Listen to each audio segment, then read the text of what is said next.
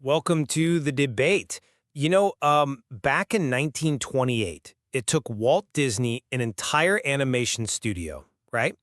A massive theatrical release, a literal cultural revolution to build Mickey Mouse into a recognizable franchise. Yeah, you had to build the mythology brick by brick. Exactly. Brick by brick.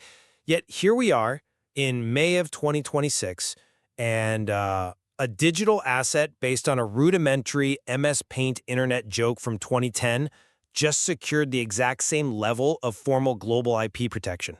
And then, subsequently hit a $117 million valuation over a single weekend. It is just a staggering phenomenon to watch in real time, honestly. We are seeing traditional corporate architecture being like flash printed onto decentralized networks, basically overnight. It completely bends the rules of how value and culture are constructed.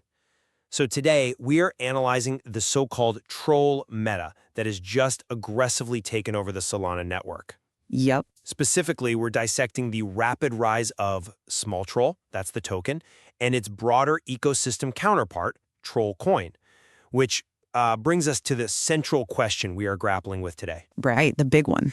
Does securing formal IP licensing, combined with the use of highly incentivized lightning-fast blockchain infrastructure, create a sustainable new paradigm for meme assets to reach multi-billion-dollar valuations? Or does this highly engineered growth mask, fundamental market fragilities, things like thin liquidity and psychological traps that prevent these tokens from ever replicating the organic longevity of legacy assets? Right, so I'll be taking the position that Smoltroll's exclusive IP legitimacy, paired with its leverage of Solana's instantaneous infrastructure, represents a structural evolution. It successfully bridges the gap from a transient internet joke to a lasting, institutionally viable media brand. And I will be arguing that Smoltroll's current vertical trajectory is actually the result of precarious market mechanics. We're looking at things like thin circulating floats and mercenary capital, which absolutely cannot artificially manufacture the crucial Lindy effect required for true permanence.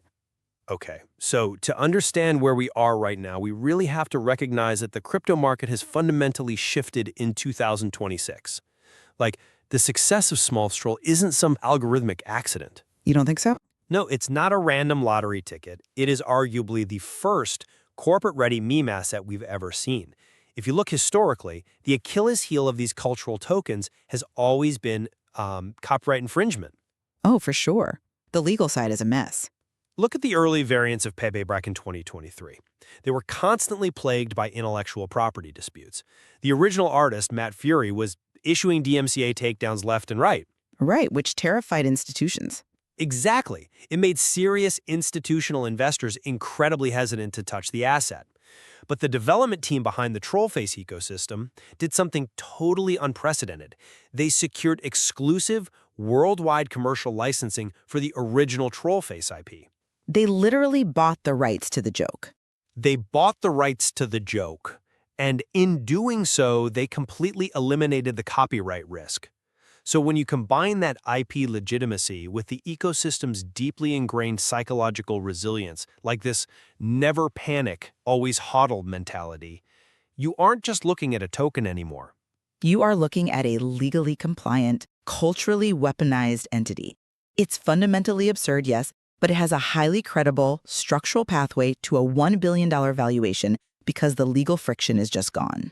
I hear you. You're pointing to the IP as the structural moat, but we really have to strip away that glossy narrative for a second. We need to look at the actual market mechanics at play beneath the surface here. Okay, let's look at them. Smoltrol is currently operating strictly in its price discovery phase. And anyone who has studied historical market cycles knows this is the most dangerous period for an asset. It's characterized by sharp, violent corrections, extreme volatility, and frankly, complete collapses. Sure, volatility is high.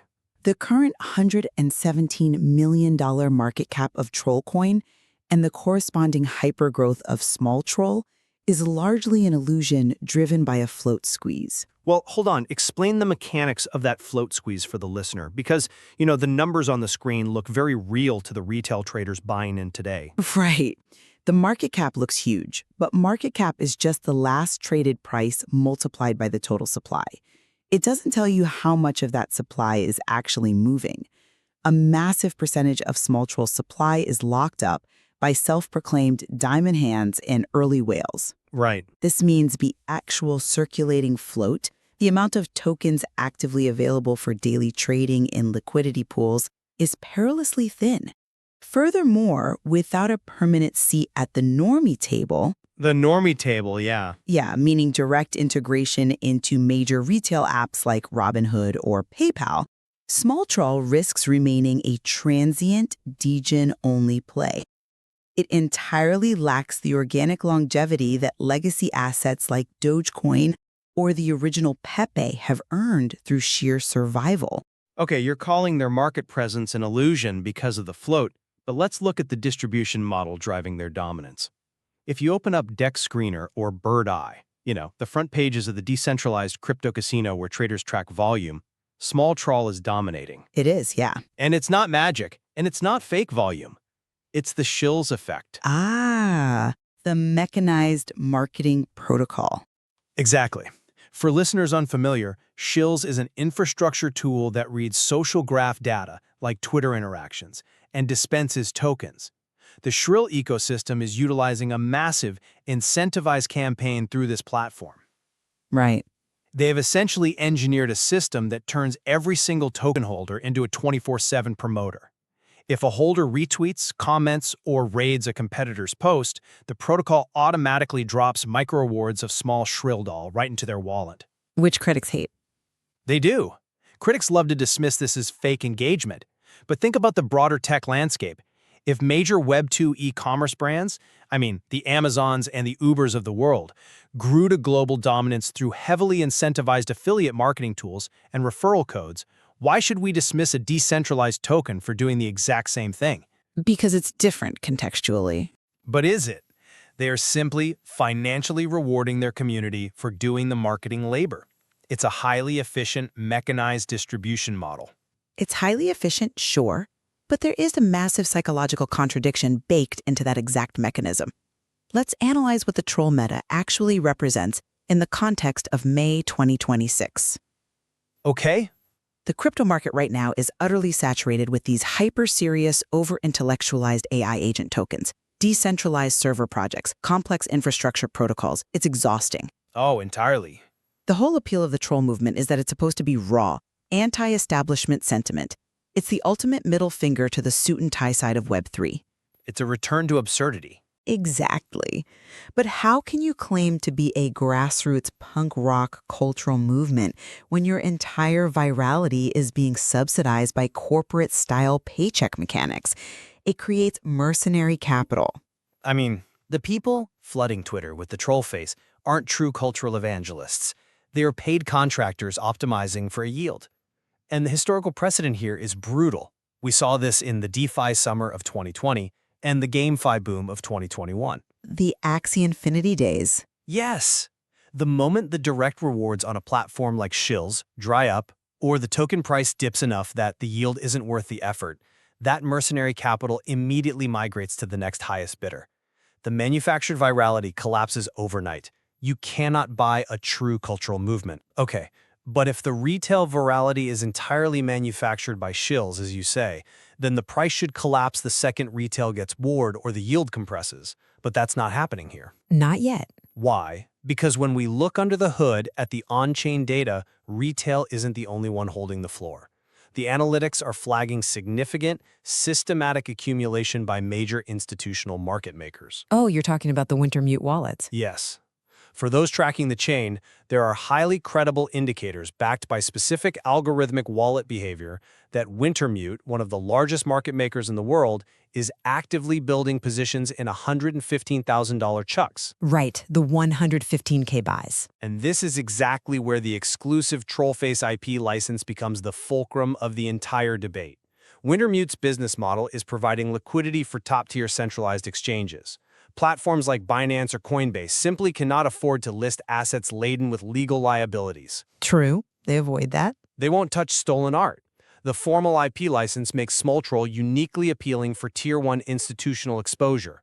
When you see a market maker stepping in with that kind of capital, they aren't farming shills rewards for fractions of a penny.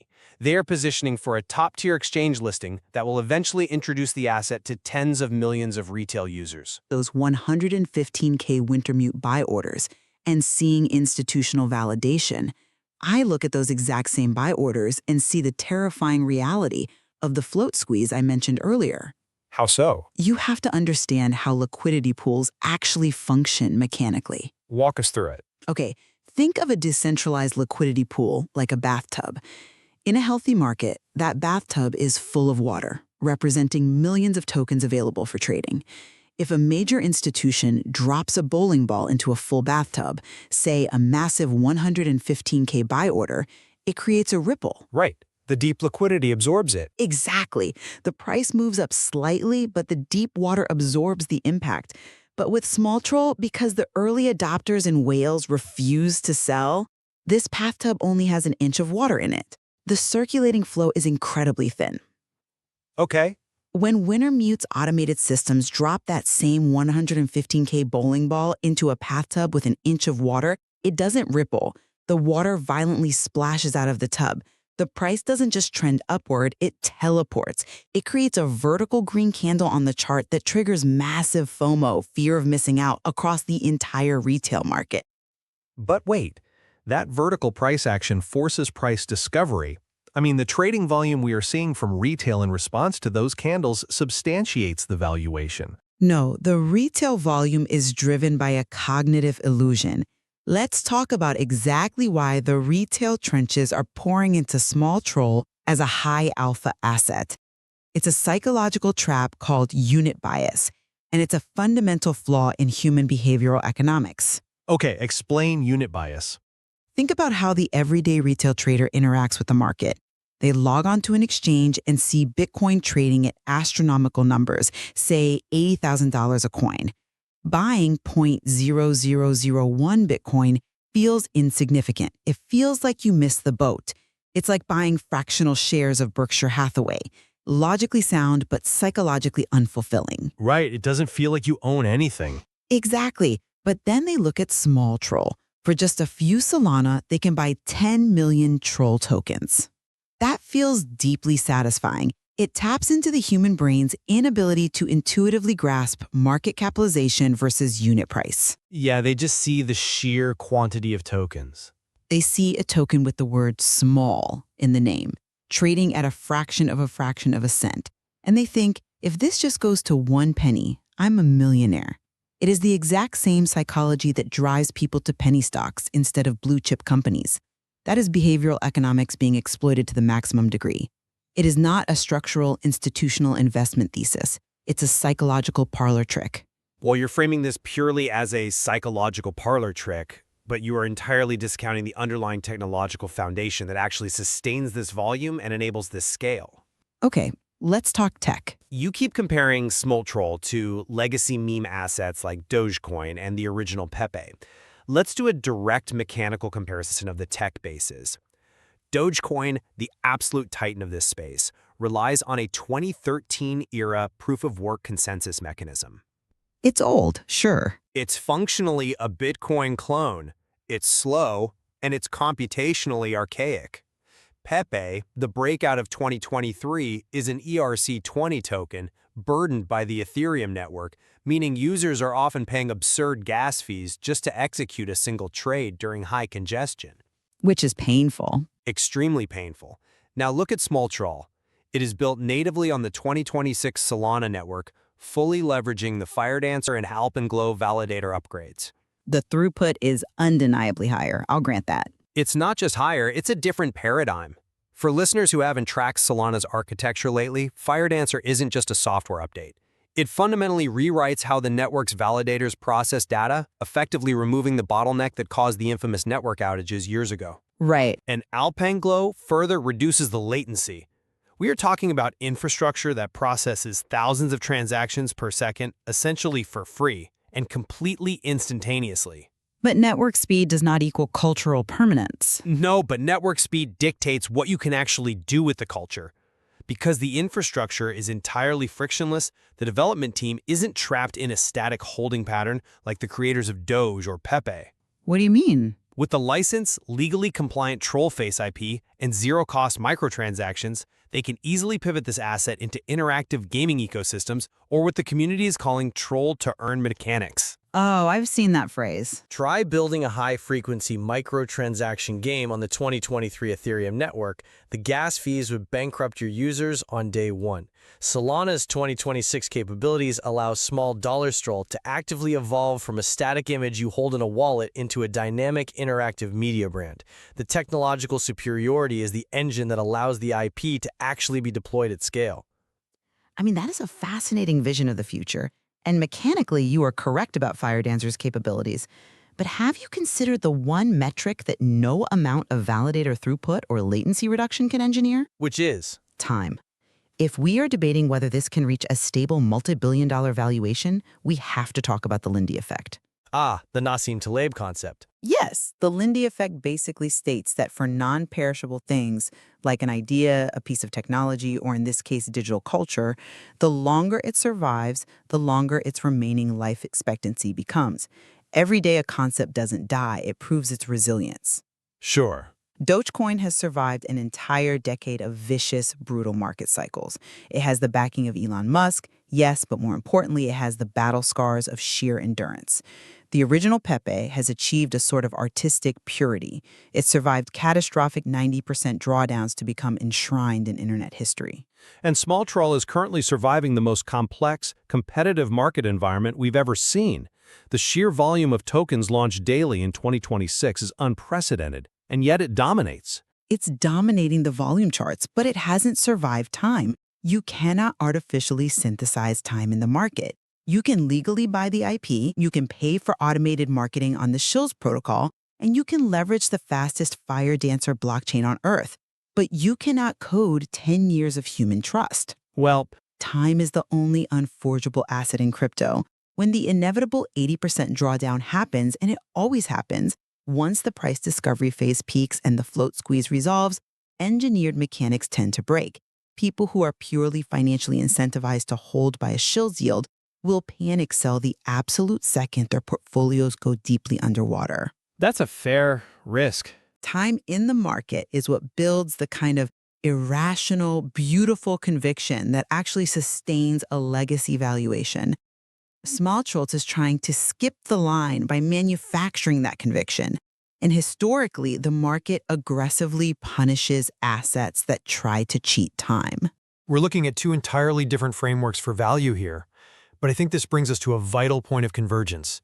Whether you view Smoltrol's mechanics as a paradigm-shifting evolution in digital media or a precarious psychological play destined to snap back, we both acknowledge exactly why the troll meta is dominating the charts right now. Absolutely. The exhaustion with the current state of Web3 is palpable. It's driving this entire wave. The 2026 market has become incredibly dense. Everyday investors are bombarded with 40-page white papers about decentralized physical infrastructure networks, zero-knowledge proofs, complex AI agent economies. Yeah, it's basically a full-time job just to read them. It ends. The success of this troll phenomenon brilliantly captures a collective psychological need for relief. Trolling in this specific context acts as a release valve. It's a return to the foundational absurdity that made the internet and early crypto fun in the first place. But because this meta relies on high-speed, high-emotion sentiment, the space is incredibly dangerous for the uninitiated. It is a total minefield, and this is something we absolutely must emphasize based on the realities of this current rally. When you have a token hitting a $117 million market cap with this kind of vertical velocity, malicious actors immediately flood the zone. Instantly. They deploy automated MEV bots and spin up thousands of copycat tokens with identical names and logos. Their only goal is to siphon off retail liquidity from people who aren't paying attention. Right. If you're listening to this and thinking you'll just go search TROL on your decentralized exchange app right now, stop. That is exactly how your wallet gets drained by copycat scammers. Happens every day. Relying on the token name or the ticker symbol is a recipe for disaster. The only unforgeable identifier on the blockchain is the specific contract address. So for Smoltrol, that exact string is H, capital X, capital E, V, D, capital K, capital H, P, 5D, 8E, capital B, capital C, capital W, capital C, capital N, capital F, XZ, P, capital K, capital J, A1, capital D, 4, ISK, capital L, capital R, capital Z, 7P, E, 5F, 9, capital R, pump. Let me repeat that. Because it is literally the only thing standing between a retail investor and a total loss of funds in a copycat scam. You must verify the contract address. That's H, capital X, capital E, V, D, capital K, capital H, P, 5, D, 8, capital B, capital C, capital W, capital C, capital N, capital F, X set P, capital J, capital A, 1, capital D, 4, I, S, K, capital L, capital R, Z7, capital P, E, 5F9, capital R, pump. Never type the name into a search bar. Always paste the verified contract directly. Excellent advice. So to pull back and summarize my position on the debate today, I look at the troll ecosystem and I see a distinct evolutionary leap. By combining formal, legally unassailable Trollface IP, the instant and virtually free Fire Dancer infrastructure of 2026 Solana, and highly effective mechanized marketing models, Smoltrol is fundamentally rewriting the rules. Attaining the cultural firepower needed to achieve that $1 billion valuation. And to summarize my stance, while I completely agree that the troll meta perfectly captures the current market's demand for psychological relief, I remain deeply skeptical of its structural integrity. Thin circulating floats that act like shallow bathtubs, cognitive illusions like unit bias, and mercenary marketing subsidized by protocol yields are historical precursors to sharp, devastating corrections. Right. You can buy the IP and you can buy the throughput, but you cannot buy the Lindy effect. True legacy status is earned through survival and time, not engineering. Which brings us back to where we started, that architecture of culture. Are we looking at a sophisticated, hyper-engineered illusion that will crumble under the weight of its first real market stress test? Or are we witnessing the invention of a new, high-speed framework that allows digital communities to legitimately bootstrap multi-billion-dollar media brands overnight? Only time will tell. Truly, determining the true value of digital culture and separating the mechanical from the organic remains one of the most complex puzzles in modern economics. Whether Smoltrol secures its place in the permanent pantheon next to Dogecoin and Pepe, or simply serves as a fascinating, volatile footnote in the 2026 cycle, is a story that the market is still writing. We'll leave you to draw your own conclusions. Until next time.